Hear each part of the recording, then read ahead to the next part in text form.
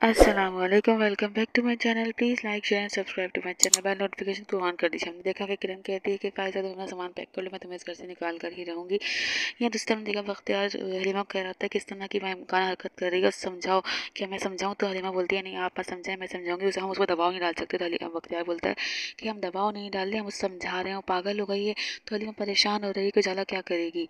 यहाँ पे दिखाया कि ज़ुहैब कॉल करके बताता है माँ बाप को कि मेरे घर बेटी हुई। तो दादी बोलती है तस्वीर से दिखा दो मुझे। तो कहते हैं तस्वीर की आप लोग मैं उसको लाइव दिखाता हूँ। वो लेकर आता है, वीडियो कॉल पर दिखाते, कहता है ये देखें।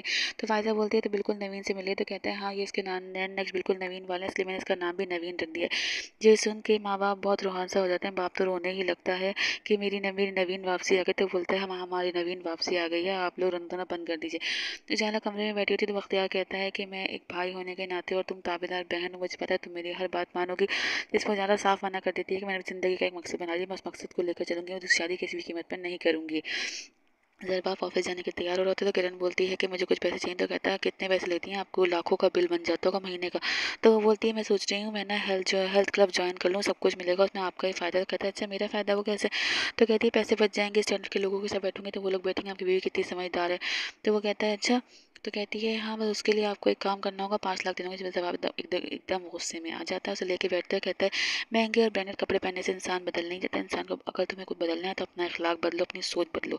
ये कह के वहाँ चला जाता। कुछ सालों बाद दिखाया है कि माँ बैठी रो रही तो बाप बोलता है तुम अभी तक नवीन को भूली नहीं। तो हम तो इतने बड़े बड़े थे कि अगला अगला पल हमारी मौत होती, हमें ज़िंदगी गुजरने का मौका ना मिलता, लेकिन हम दोनों हर गम को बर्दाश्त कर गए। इतने में नवीन उसे कॉल करती है, दादी आप कैसी हैं?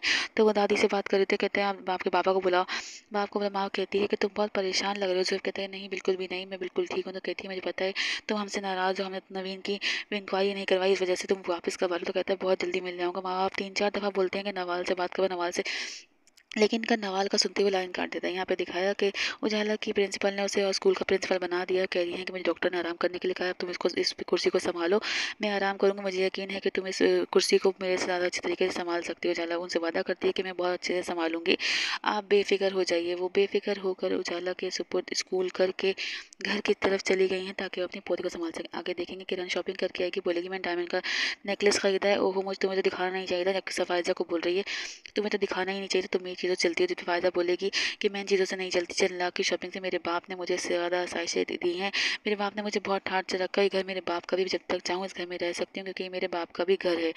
सब घर वाले वहीं पर हैं, सरवा भी वहीं पर है। तो इसमें किरण एकदम गुस्सा करेगी क्योंकि मैं तुम ये आदत ना, मैं तुम्हें इस घर से निकलवा के बाहर फेंक दूंगी। बहुत जल्द वो दिन आने वाला है कि मैं तुम्हें इस घर से बाहर निकाल के फेंक दूंगी। जो कि सब कुछ सुन रहे होते हैं। सरबाब बहुत गुस्सा बर्दाश्त कर रहा था, लेकिन जैसे ही वो बोलती है तो फेंक दूंगी, सरबाब एकदम आके किरण पे हाथ उठाता है, बोलता है अपनी ज़बान को संभालो वरना ज़बान निकाल के तुम्हारे हाथ पे रख दूंगा। वो कहती है बच्चों को लेकर इस घर से जा रही हो। तो सास बोलती है नहीं बेटा किरण, तुम इस घर से छोड़ के मत जाओ, तुम इस घर में रहो। तो किरण बोलती है ठीक है मैं इस घर से नहीं जाऊंगी, मैं इस घर में रहूंगी आपके कहने के मुताबिक, लेकिन इसका मेरे पास एक हल है। अपनी बेटी को, इस बेटी को कहे कि मेरे पैरों में गिर के मुझसे गड़गड़ा गड़गड़ा के माफ़ी मांगे, तब मैं इस घर में रुकूंगी। जुहेब जरबाब घूर घूर के देख रहा है किरण को। आगे देखते हैं क्या होगा। कि उजाला बताती है कि प्रिंसिपल बन गई थी। तो वानी बोलती है कि अब कोई फ़ायदा वायदा हुआ है? तो बख्तियार बोलता है जाहिर सी बात है, जिम्मेदारियाँ बढ़ी हैं, सैलरी बढ़ी। सैलरी सुनकर मुमानी के हलक में मिठाई फंस गई है कि उजाला की सैलरी 1 लाख रुपए पर मंथ हो गई है। आगे जानने के लिए हमारे साथ बने रहिए, अपना ख्याल रखिएगा।